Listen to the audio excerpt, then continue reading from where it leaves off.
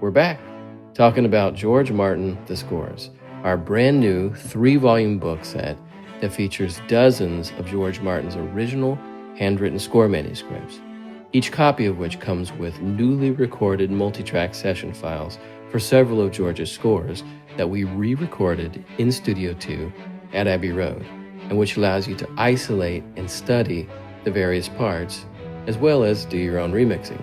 Many years ago at Abbey Road Studios, we ran into Giles Martin, who asked us to come into his office, a mix suite he's got there, and he had a question for us. He wanted to show us a piece of paper that had been on his mind and kind of interesting to us as well, too.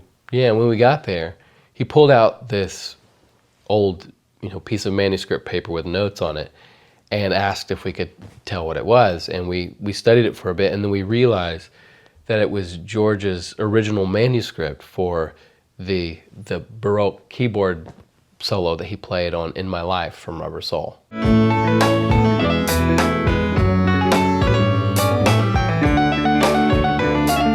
What we saw was this basically looks like a piano score, treble and bass clef, left and right hand, and the style is basically what is a Bach two-part invention, two melodic lines working with and against each other.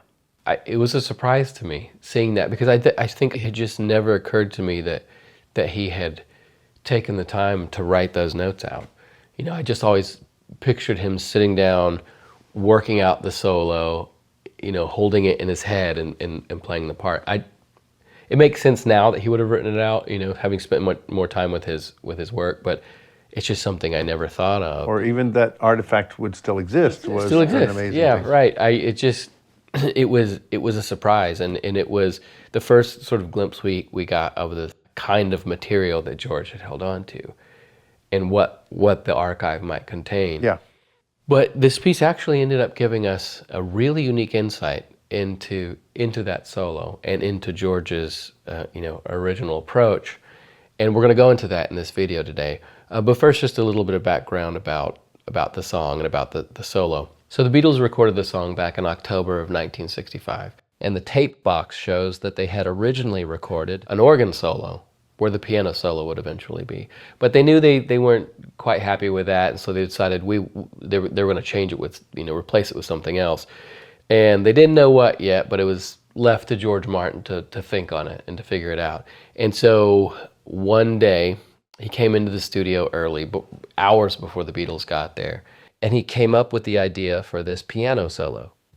George was already a big fan of Baroque music, so it seemed sensible that he could write something very quickly. It might take most of us a lot more time to do that. But to do a very perfect two-part invention in the style of Bach fits with the very quaint and thinking about the memories and the old days in the song, very reminiscing. To put an old-timey keyboard solo on there seemed very appropriate. And George explained that he couldn't play the part that he had written as smoothly and as cleanly as he wanted at the speed that the song was at the song's tempo. So he called on this trick he would sometimes use, which was half-speed recording. And at half speed, everything goes down an octave and plays half as quickly. So George knew that he would write his piece and then perform it with the tape running at half speed and the Beatles tracks playing back at half speed. He would play it an octave down on the piano and at half speed along with the Beatles track. And then when it was returned to normal speed, the piano would go up in pitch to the correct notes. It would be a little bit shorter and sharper sounding, a bit like a harpsichord, which was his goal, or a clavichord. And it is quite challenging even to play at the half speed that he did. So we're going to show you the original half speed recording, how that would sound played an octave down on the piano.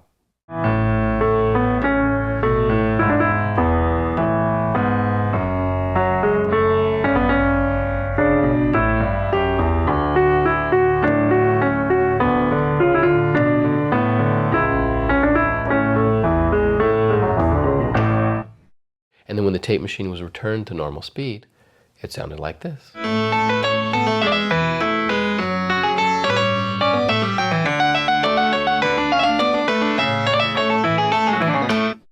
And you can hear how the character of the piano changes. It no longer sounds like a piano, and it sounds more like a harpsichord or clavichord, as Brian pointed out.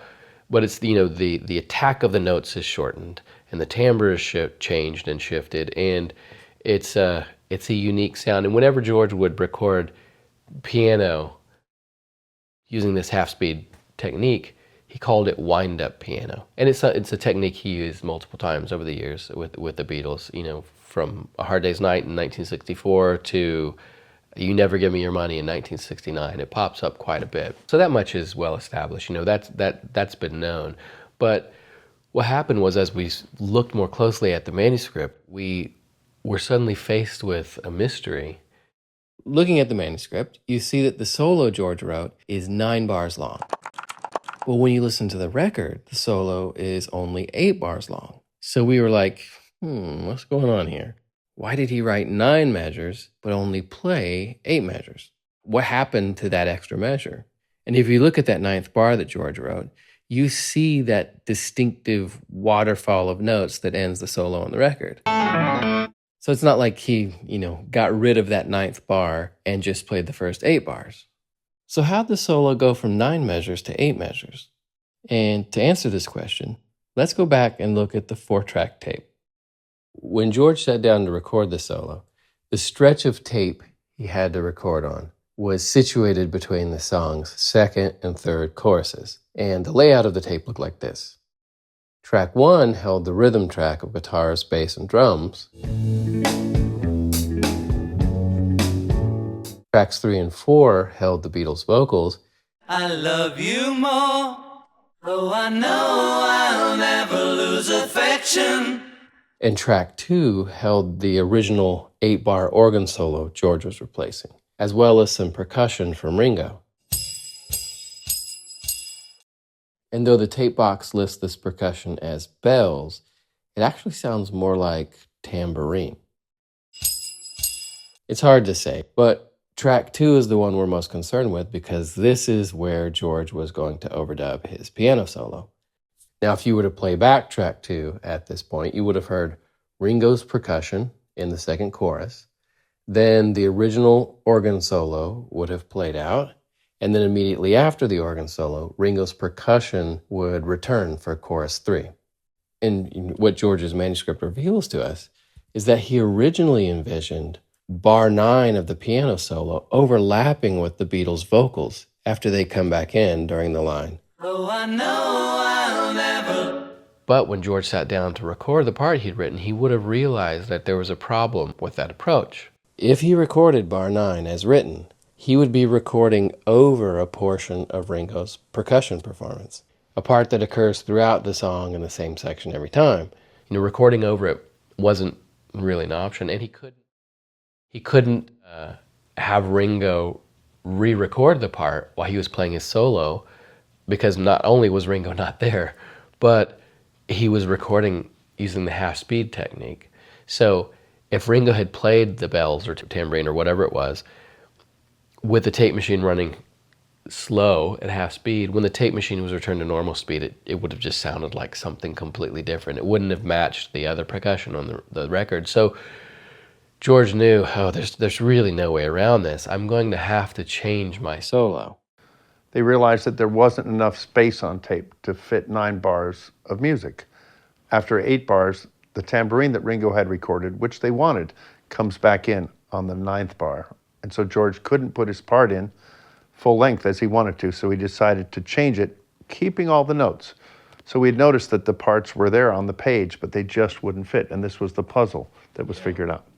So his solution was to shorten the duration of the notes in bar 8, so that all the notes he'd written there could be played in just the first half of the measure. So he was performing all those notes twice as fast as he had originally intended them to be played.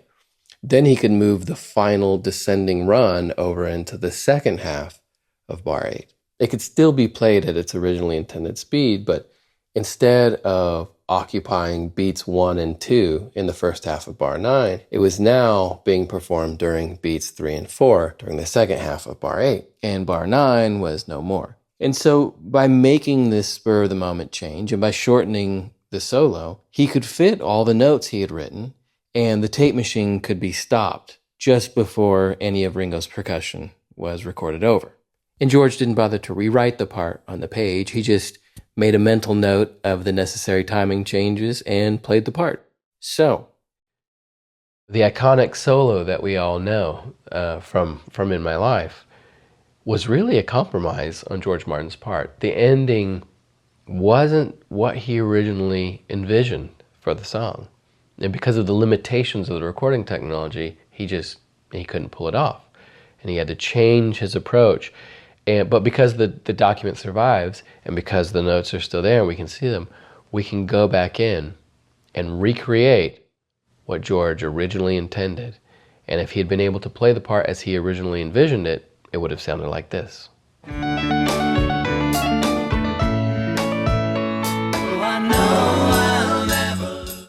Again, it's an interesting insight that only this document is capable of giving us. Absolutely. A lot like, the Day in the Life score that we discussed in our last video. This gives us insight into his original thought processes and his original intentions, and that's insight we couldn't get anywhere else. Again, the 4-track tapes, the paperwork, nothing else would show you this except for this page. And we're very fortunate that George had the foresight to hold on to it. This was one of the pieces we chose to record at Abbey Road, and we brought the original score page in, put it on the piano, and our friend Kim Bullard played the piano at half speed just like George had done. And we recorded it to one of Abbey Road's tape machines running at half speed, which let us recreate the part the same way it had been done back in 1965. And to make it interesting for you and your files at home, we put different microphones, Neumann U47, U67, the famous D19C, which is a less expensive but interesting sounding microphone often used on pianos. We mic'd up the piano with different microphones so you could hear and mix and play with the sounds yourself, auditioning the sound of different types of microphones on the grand piano being played in Studio 2. So if you've enjoyed the information in this video, this is just one of many pieces that we explore in George Martin, the scores. So, go to our website, check out the book. There is a lot of information there waiting for you. And we'll be back with more videos here on this channel. So be sure to like, subscribe, click the bell icon when you do. Follow us on Instagram. Go to our website and scroll down to the bottom and put your email address and sign up for our mailing list. So that way you'll be kept in the loop about, other things we have going on. Stuff about this project, the new edition of Recording the Beatles, which is coming, and various, appearances and concerts and shows and things we have coming up. We want to be able to stay in touch with you and let you know what's going on. See you next time. See ya.